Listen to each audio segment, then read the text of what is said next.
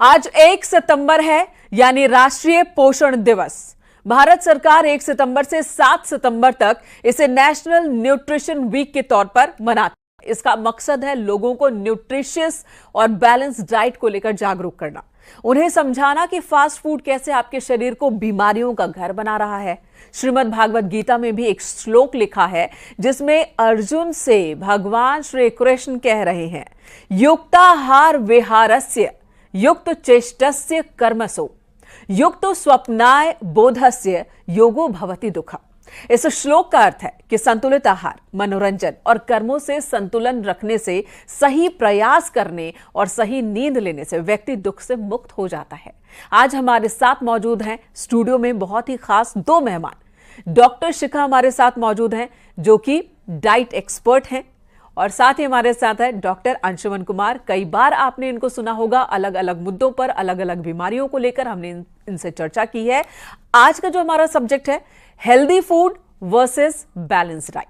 मतलब healthy food और balance diet में छिपा जो अपनी सेहत का राज है, उसे हम समझाने की कोशिश करेंगे आपको। और हेल्दी फूड, जंक फूड में किसे रखें, किसे ना रखें, और अगर कभी जंक ले भी तो कितना ले, इन्हीं सब मुद्दों पर हम बातचीत करेंगे। लेकिन उससे पहले ये रिपोर्ट देखिए।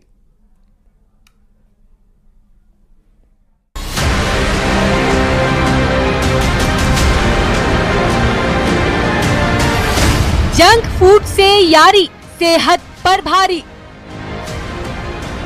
तो जो फाइबर, माइक्रोन्यूट्रिएंट्स, विटामिन्स वगैरह हैं वो हमें बहुत सारी बीमारियों से बचाव देते हैं, जबकि जो मैक्रोन्यूट्रिएंट्स तथा जंक फूड की जो हाई कैलोरी है वो बहुत सारे मेटाबॉलिक डिसऑर्डर्स को प्रेसिपिटेट करती है। जंक फूड का स्वाद, सेहत बर्बाद। फास्ट फूड का त्याग करें, बाजारू चीज़ें का त्याग करें, जिसमें आपका प्रिजर्वेटिव चीज़ें मिली हुई हैं जिस खानों में, जो कि स्वाद को अच्छा बना देती हैं, उनसे आप दूर रहें। जंक के खिलाफ जंग। डायबिटीज़ की बीमारी, इंडिया इस समय पूरा गढ़ बन चुका है डायबिटीज़ के लिए। तो जो ये भोजन है इसको तो नहीं खाना चाहिए। न्यूट्रिशन की tension, junk food versus healthy food. Multigrain आटा का रोटी खाइए, आप बिना मिर्च मसाला सादा भोजन करिए, नमक का प्रयोग कम करिए, ये सब सेहत के लिए बहुत ही अच्छी है।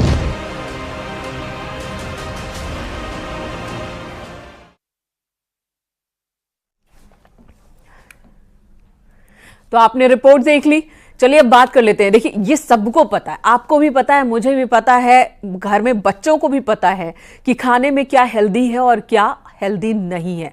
बावजूद इसके किस तरह से जो जंक फूड है उसने हमें चारों तरफ से घेर लिया है, और हम उससे खुद को कैसे बचाएं, अपने बच्चों को कैसे बचाएं, इसी पर चर्चा करेंगे और बहुत माइन्यूटली समझने की कोशिश करेंगे कि जंक फूड कौन कौन से फूड हैं जो वाकई जंक हैं, और कौन कौन से फूड है जो हेल्दी, और हेल्दी फूड को भी खाने का तरीका क्या है, ये भी बहुत मायने रखता है। कई बार हम खाते तो हेल्दी खाना है, लेकिन जो खाने का हम तरीका है, जो उसको पकाने का तरीका है, वो इतना हेल्दी हो जाता है कि उसमें हेल्थ वाली चीज कुछ बचती नहीं है जो हम खाते हैं, जो कंज्यूम कर रहे हैं। उस पर विस्तार से बातचीत होगी। और आपके मन में, आपके जहन में कोई क्वेश्चन है, वो भी आप क्वेश्चन हम तक भेज सकते हैं, उसका भी हम जवाब लेंगे डॉक्टर साहब से। डॉक्टर अंशुमन कुमार हमारे साथ मौजूद हैं, विशेषज्ञ हैं, एक्सपर्ट हैं, कैंसर एक्सपर्ट हैं, कैंसर सर्जन हैं, सीनियर डॉक्टर हैं।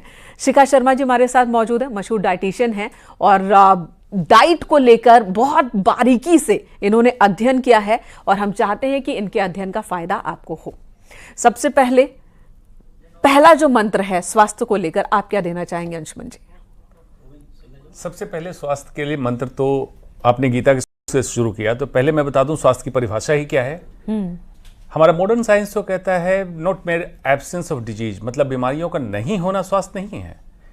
Mental, physical and social wellbeing is health, ये मॉडर्न साइंस कहता है। आयुर्वेद कहता है सम दोष सम अग्निश सम धातु मलह क्रिया प्रसन्न आत्मेन्द्रिय मन स्वस्थ इति अभिधीयते, मतलब सब कुछ की सम अवस्था में हो जाना ही स्वास्थ्य है। यहाँ तक मन, आत्मा, इंद्रिय भी प्रसन्न हो, ये स्वास्थ्य है। और उसमें खाना जो आप भोजन लेते हैं, लगभग 40% आपके स्वास्थ्य से संबंधित चीजें खाने से है, इसे संबंधित है। हम जैसा खाएंगे वैसा ही हम बन जाएंगे। बड़े बुजुर्ग भी यही कहते हैं, जैसा खाओगे वैसा ही बनोगे। तो सरल रहना है तो स्वच्छ खाना है और सरल ही खाना है। शिखा जी। जी बिल्कुल, आपने बिल्कुल सही कहा, क्योंकि जब हम खाने के बारे में बात करते हैं तो आम तौर पे लोगों को ये लगता है कि खाने से हमें एनर्जी मिलेगी, बट सच्चाई ये है कि जैसे घड़े को लें तो वो मिट्टी से बनता है। जो एक ह्यूमन का जो शरीर है वो खाने से ही बनता है, यानी शरीर का हर एक सेल खाने से ही बना है, इसीलिए वो आपका बेस इंग्रेडिएंट है, यानी उसी से आप बने हैं। तो उसकी जो महत्व है, उसकी जो इम्पोर्टेंस है वो कई गुना ज़्यादा है। इट्स नॉट कि आप कुछ भी खा के एनर्जी ले सकते हैं। बिल्कुल। तो चलिए अब शुरुआत करते हो और मैं यहाँ पर दिखाना चाहूंगी, देखिए हमारे सामने 2 टेबल सजे हुए हैं और भरे हुए हैं। आप उधर देखिए, आपको हरी सब्जी दिखेगी, दाल है, दही है, चावल है, एप्पल है, गुड़ है और पॉपकॉर्न जिसे हम कहते हैं मक्का, यहाँ पॉपकॉर्न की शक्ल में नहीं, यहाँ मक्का रखा है, चना है। ये हेल्दी टेबल है। एंड एक दूसरा टेबल है, इसे भी ध्यान से देखिए, यहाँ वो सारी चीजें हैं खाने पीने की जो हमें अट्रैक्ट करती है। जो हम घर पे अगर कोई गेट टुगेदर हो जाए या बर्थडे पार्टी हो जाए, नॉर्मली टीवी देख रहे हैं तो हमें लगता है कि कुछ मंचिंग करनी है, तो ध्यान में कभी भी चना, गुड़ या ये सारी चीजें तो आती नहीं, हमारे दिमाग में आता है रोस्टेड मूंगफली मिल जाए, भुजिया हो जाए या कुछ चिप्स हो जाए। तो ये सारी देखिए, ये सेकंड टेबल है। तो इन दोनों टेबल में मैं बहुत ईमानदारी से आप दोनों की डाइट से शुरुआत करती हूँ जी। ये या ये आपकी पसंद कौन सी? थ्योरेटिकल नहीं, प्रैक्टिकल बताइए। देखिए मेरे केस में तो मैंने बचपन से जंक फूड का मुझे कुछ लालच नहीं था। यहाँ तक मेरी मदर कहती हैं कि मैंने चॉकलेट्स भी खाना पसंद नहीं किया और जो इरिटेड ड्रिंक्स आते थे घर में वो मैं नहीं पीती थी। वाह। तो उसका कारण सिर्फ एक ही है, क्योंकि मुझे बचपन से आई वॉज अवेयर कि कुछ जब मैं खाती हूँ उससे किसी चीज़ से मुझे हैवीनेस हो रही है। I was like physically aware कि क्या हो रहा है। तो it was not, I had no idea कि मुझे ये जंक है या ये अच्छा है। खाने का मेरे पे असर होता था, वो मुझे फील होता था।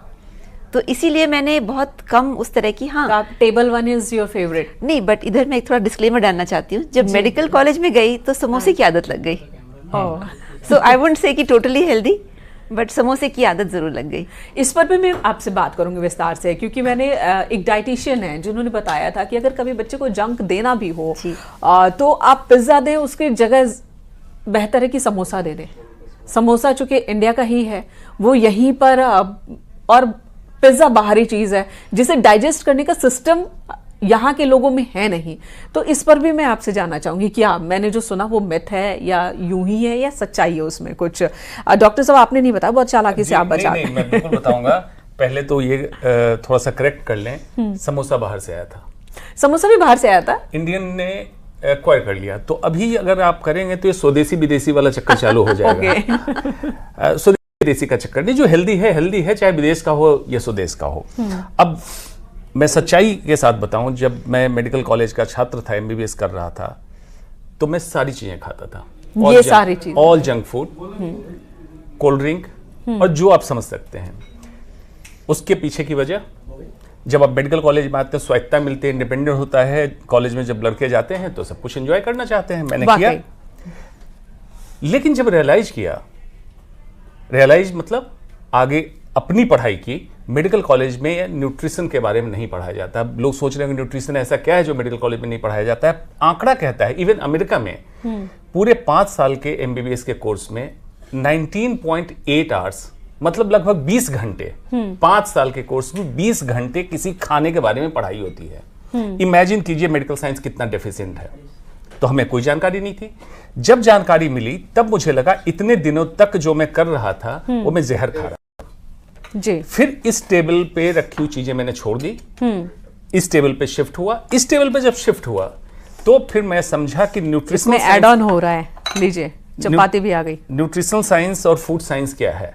फूड साइंस है फार्म से लेके जो आपके मुंह तक पहुंचता है, इसको फूड साइंस कहते हैं। कैसे ग्रो हुआ, क्या डाला, सिंचाई कैसी हुई, बाकी व्यवस्था कैसी हुई, कैसे उसका प्रोक्योरमेंट और प्रोसेसिंग किया गया, ये फूड साइंस हुआ। न्यूट्रिशनल साइंस जब हम उसको लेते हैं, हमारे सेल के अंदर मेटाबॉलिज्म होकर उसका पाचन होकर पोषण के लिए तैयार किया जाता है, उसको कहते हैं हम न्यूट्रिशनल साइंस। ये जब समझ में आया तब लगा कि ये जहर है, और उसके बाद से मैं इस पे शिफ्ट हुआ। अब ये डिफरेंस समझना लोगों को जरूरी है। जब तक हम जागरूक इस लेवल पे नहीं करेंगे, लोग नहीं छोड़ेंगे। और मैं तो देखती हूँ स्कूलों में पढ़ाया जाता बच्चों को कि जंक क्या है, आपको नहीं खाना चाहिए, हेल्दी चीजें खानी चाहिए।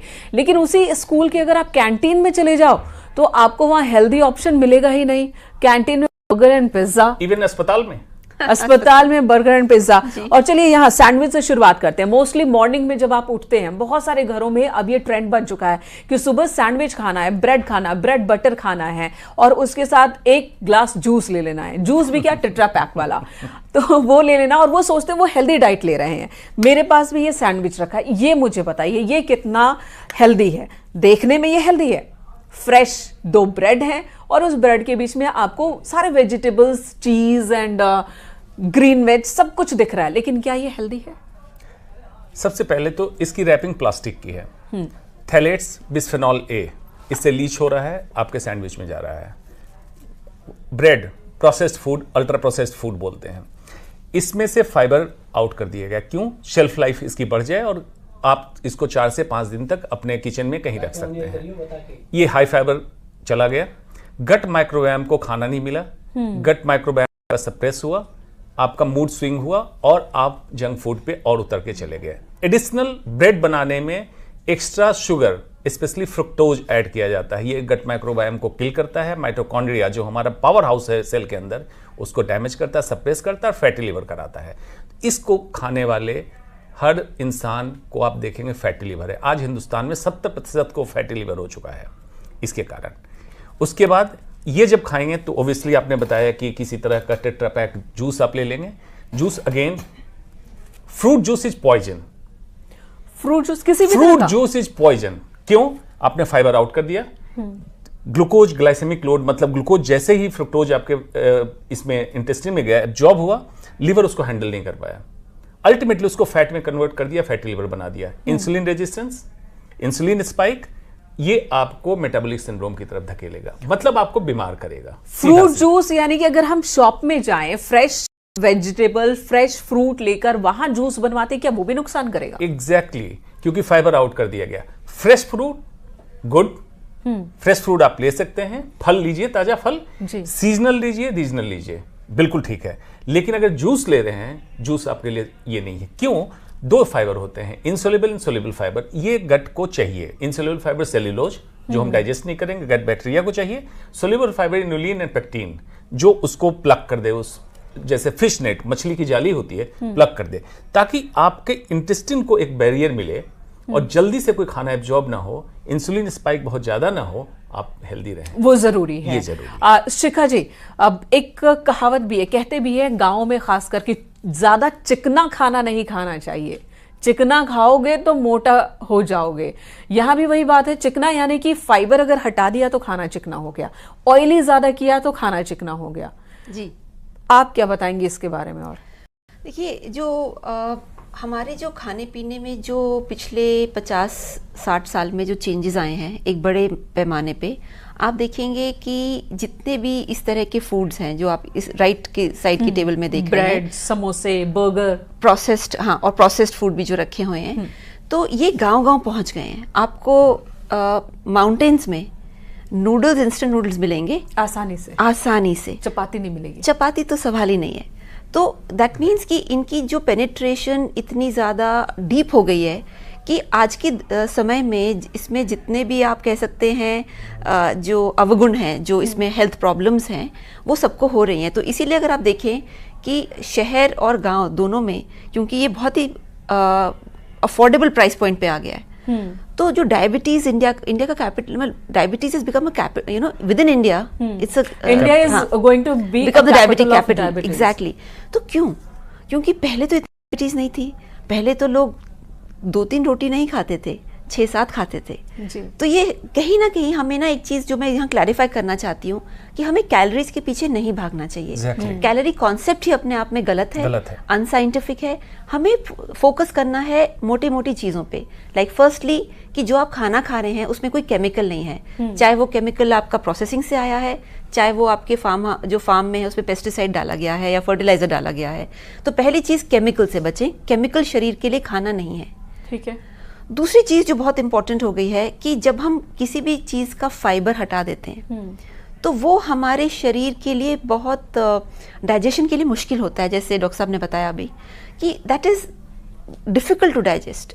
और वो जो डाइजेशन का जो प्रोसेस होता है वो हमारे कई हार्मोन जैसे इंसुलिन है उसको स्पाइक करता है, उसको इम्बैलेंस करता है। आप अगर आज के समय में देखिए कि लड़कियों में पॉलीसिस्टिक ओवरी बढ़ गई है, समाज में इनफर्टिलिटी बढ़ गई है और इन्फ्लेमेटरी डिसऑर्डर्स बढ़ गए हैं। तो जो हम खा रहे हैं, जिसको आपने कहा जैसे कि लोग कहते हैं कि जैसे वाइट चीज़ें ना खाएं, तो वाइट ब्रेड वाइट तभी बनता है जब आप उसका सारा फाइबर निकाल लें। फाइबर हटा दिया। और जब आप फाइबर्स हटा लेते हैं तो वो उसमें जो चीज़ बचती है वो सिर्फ बचती है एक शुगर, जो आपके शरीर में शुगर बन जाती है। अच्छा, ये चिप्स का एक पैकेट है जी। इस एक चिप्स के पैकेट से हम खुद को कितना बीमार कर रहे हैं? आई थिंक ये बहुत ही इंपॉर्टेंट सवाल है, क्योंकि मैं कई बार देखती हूँ कि बच्चे, छोटे छोटे बच्चे एक चिप्स का पैकेट लेके बिजी पेरेंट्स उनको बिजी कर देते हैं कि चलो चिप्स का पैकेट दे दिया, बर्थडे पार्टीज में चिप्स खाते हैं। पहली बात है कि जो चिप्स, ये जो आप आलू के चिप्स खा रहे हैं वो एक्चुअली आलू के साथ साथ उसमें कई और चीज़ें एडिटिव्स हैं, प्रिजर्वेटिव्स हैं, आर्टिफिशियल कलर है, आर्टिफिशियल फ्लेवर है। तो ये सारी चीज़ें यानी कि आप आर्टिफिशियल केमिकल कॉकटेल खा रहे हैं, एक आर्टिफिशियल फूड खा रहे हैं जो आपका शरीर नहीं पहचान पाता।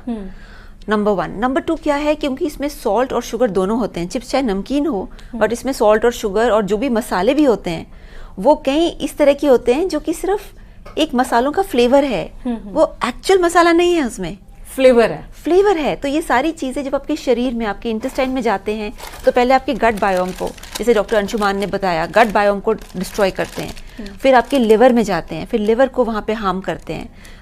तो एक लीकी गट सिंड्रोम होता है जी। यानी कि डॉक्टर सब कुछ बताना चाह रहे हैं जी। देखिए, नमकीन है, हमारे कैमरामैन भी हैं, सब लोग देख रहे हैं, आप भी देख रहे हैं। नमकीन से मतलब क्या होता है? नमक। तो इसमें शुगर की मात्रा होनी चाहिए, नहीं होनी चाहिए? बिल्कुल जरूरत ही नहीं है। नहीं है। आप यहाँ पढ़ें क्या लिखा है, added sugar, total sugar and added sugar. जो दर्शक देख रहे हैं जरा अपने चिप्स का पैकेट, नमकीन का पैकेट उठाएं और पढ़ें कि नमकीन में शुगर क्यों है और ये कौन सा शुगर है। शुगर यूजुअली 2 हैं, ग्लूकोज फ्रुक्टोज मेनली, और जो चीनी खाते हैं सक्रोज, उसमें एक ग्लूकोज एक फ्रुक्टोज। फ्रुक्टोज डाला जाता है, ग्लूकोज नहीं डाला जाता है। ग्लूकोज क्योंकि बहुत मीठा नहीं होता है, हाई अमाउंट डाला जाता है। क्यों? Fructose is addictive. अगर मैं कहूं बच्चों के लिए फ्रुक्टोज इज अल्कोहल तो बड़ी बात नहीं है। क्यों? एक, एडिक्शन कराएगा, दूसरा फैटी लिवर कराएगा, तीसरा माइटोकॉन्ड्रियल सप्रेसेंट, मतलब ये न्यूट्रिशनली सप्रेस करता है, हमारे बीएमआर को कम करता है। अब फूड की परिभाषा क्या है? डिक्शनरी खोलें। Food is a substrate which helps in either growth और बर्निंग ऑफ एन ऑर्गेनिज्म। मतलब क्या हुआ?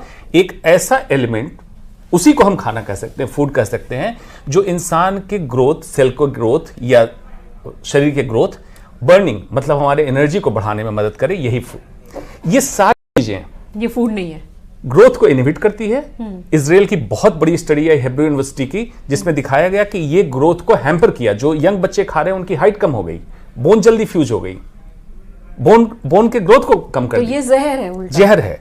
और बर्निंग, आपके माइटोकॉन्ड्रियल सप्रेसेंट होने के कारण बेसल मेटाबॉलिक रेट को कम करता है। मतलब आप कम खाएंगे, मोटे होते जाएंगे। जो बच्चे शिथिल हो जाते हैं और एक जगह बैठे रहना चाहेंगे, आलसी हो जाएंगे। गट माइक्रोबायोम को डैमेज किया, लीकी गट, मैडम ने बताया लीकी गट किया, साथ में ये बैड बैक्टीरिया ग्रो किया जो कि आपको डिप्रेशन, एंजाइटी को करा है। बहुत सारे बच्चे हमें दिखते हैं जो उम्र तो बहुत कम है लेकिन उनका वजन बहुत ज्यादा है। अमेरिका जैसे देशों में ये समस्या बहुत पहले से, ओबेसिटी उसे कहते हैं। भारत में भी ये समस्या बहुत तेजी से बढ़ रही है और उसकी एक बड़ी वजह ये जंक फूड ही है जो हम बच्चों को बहुत आसानी से दे देते हैं। और वैसे भी कहते हैं हेल्दी रहना ज्यादा महंगा है, अस्वस्थ होना आसान हो गया है। 49 रुपीज में आपको एक छोटा सा पिज्जा मिल, लेकिन अगर आप सेब खरीदने जाएंगे तो 100 रुपए से नीचे सेब 1 किलो नहीं मिलेगा आपको। और बच्चों को खिलाना भी मुश्किल होता है क्योंकि इसमें एडिक्टिव चीजें होती हैं और ऐसा टेस्ट आपको एप्पल या अमरूद में नहीं मिल रहा है, तो वो बहुत मुश्किल होता है। शायद वक्त बचाने के लिए, पैसे बचाने के लिए